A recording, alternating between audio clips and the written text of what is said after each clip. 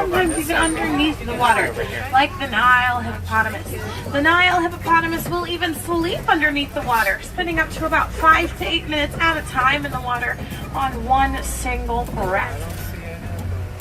Oh, and if we look over here to the left, I see an entire group of hippos in the water, known as a bloat of hippos. They're hungry. Now, although they do spend the vast majority of their day in the water, they are not very good swimmers. In fact, they can barely swim at all. They prefer to walk on the bottom of a river instead of swimming in it. Also to the left there on that island, we will see a group of the pink-backed pelicans, known as a pod of the pink-backed pelican. The pink-backed pelican, they get their name because during mating season, their back turns pink, almost like a little blush. And they are one of the smallest of all the pelican species. Even still, their wingspan stretches out to about 7 to 9 feet. If we look over here to the left, you'll see several hippos on land. That is actually very, very special. They'll rarely be found on land, spending the vast majority of their day in the water. Also coming up to the left, you will see a group of the Nile crocodiles. Now the Nile crocodile reaches up to about 18 to 20 feet in length, up to 500 to 700 pounds. Now every single meal the crocodile has can be up to about half their body weight. And please make sure everybody is seated, that includes children. And every single meal can be up to about half their body weight. And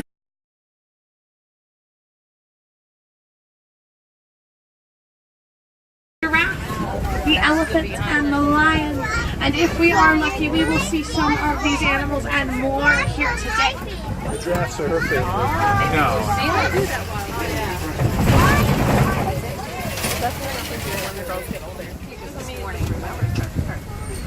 Now to the left here, this is one of my favorite views on the entire reserve. We can see how beautiful and expansive the savanna is. Its unique landscaping is due to all of the animals that live in the savanna. Elephants like to plow down trees, creating space for other animals. Giraffe, they will prune the leaves from underneath the trees, creating a nice canopy. And I do see several there to the right, way over there. We're going to get a better look in just a moment. We'll continue winding our way through the savanna. And the antelope and the wildebeest, they keep the savanna grass nice and short. They graze on it all day long. See them? They're out.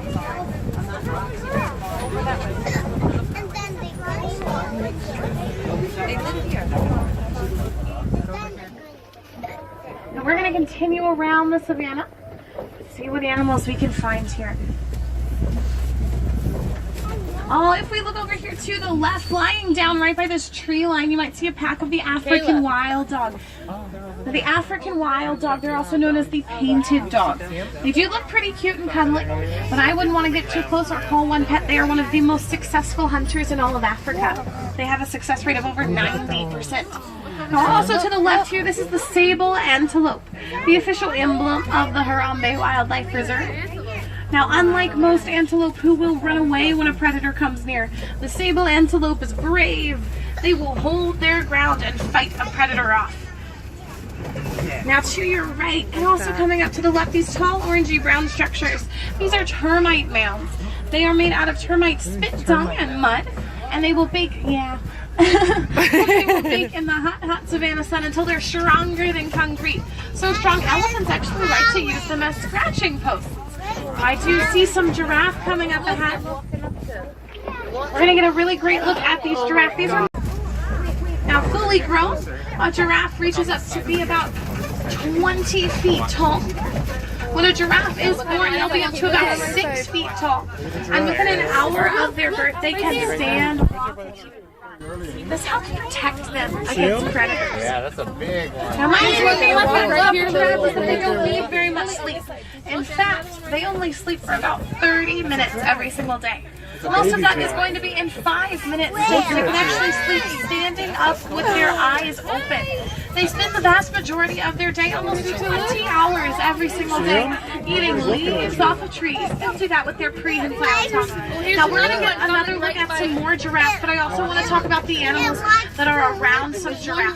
Coming up ahead to the right, we will see a large clump of gray-black colored animals as we round this curve here to the right. This is a small herd of wildebeest. Now I say this is a small herd because the wildebeest is the second largest herding mammal in the entire world, second only to the human.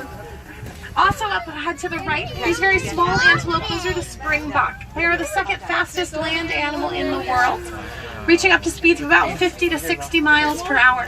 And then in those palms there, you will see the Patterson's eland, one of the largest antelope. Females reach up to about 1,200 pounds, males up to about 2,100 pounds. Look at that. There we can see several giraffe moving around. A group of giraffe is known as a tower of giraffe. We're going to get to see a few more as we go around this curve. Now, arguably, at least I think, the giraffe is best known for its very, very long neck, but it does not have very many vertebrae in its neck. In fact, it only has 7 vertebrae in its neck, the same number that humans have. In fact, the same number that many mammals have. Yeah. Now, coming up ahead to the left here, this large rock formation, this is called Monkey Point, which means we are officially headed towards elephant country. Now, I already... These are the white rhino to the left. Now the white rhino is much larger than the black rhino, reaching up to be about 5,000 pounds. Now they are not actually white, they get their name from the wide set of their jaw. The Afrikaans word for wide is vite with a V. So it's not that they're the white rhino, they're the vite rhino. White rhinos, they're also almost completely blind, but they have great hearing, which helps compensate for their lack of eyesight. To the right, you might see several more white rhinos lying down. Now, these white rhinos, they're covered in mud, and they're right next to a mud pit. And that is because white rhinos have very sensitive, very thin skin that is prone to sunburn. So they waddle around in the mud, covering themselves in mud, using mud as a natural sunscreen.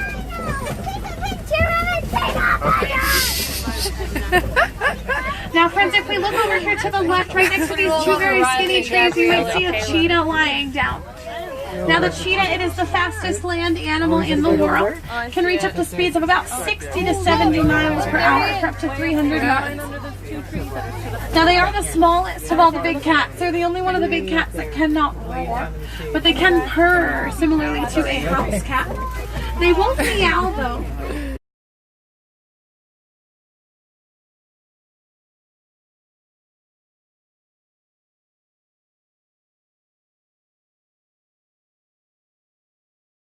Eyes peeled towards the left. Let's see if we can find any mandrills over here to the left. They are the largest monkey in the world, so let's see if we can find any. Oh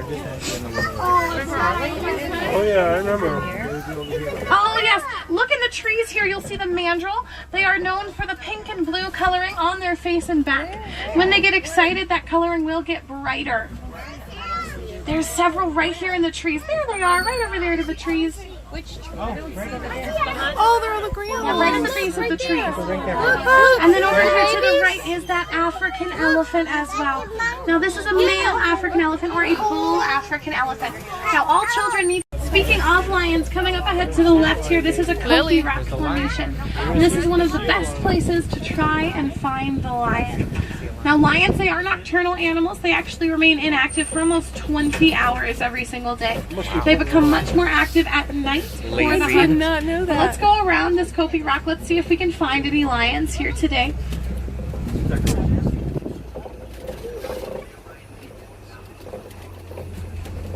To the right there, we'll see some white rhinos once Up at the again. top, Lil. We will get another look at those white rhinos. Oh, but to the left here, yeah, look, lying down. I actually see 2 female lionesses. You can see someone's paws up in the air. We'll get another look right over here to the left.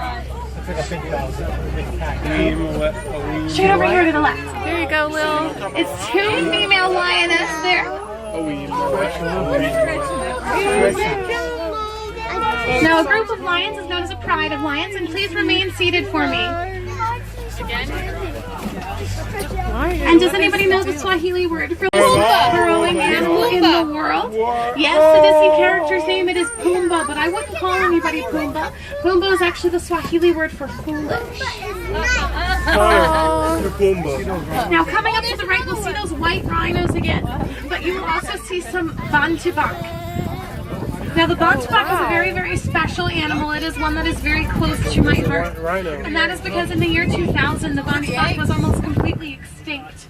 They were hunted for their pelts, for the rich dark brown, almost purple coloring to their pelts. And their numbers dwindled down until there were actually horned oryx. It's a type of antelope. Scimitar horned Now, oryx. they were hunted to near extinction in mere decades for the sword-like shape of their horns. Now hold on tight, it gets bumpy right here. The scimitar horned oryx is actually a very interesting animal. They can go up to about 9 months without drinking any water.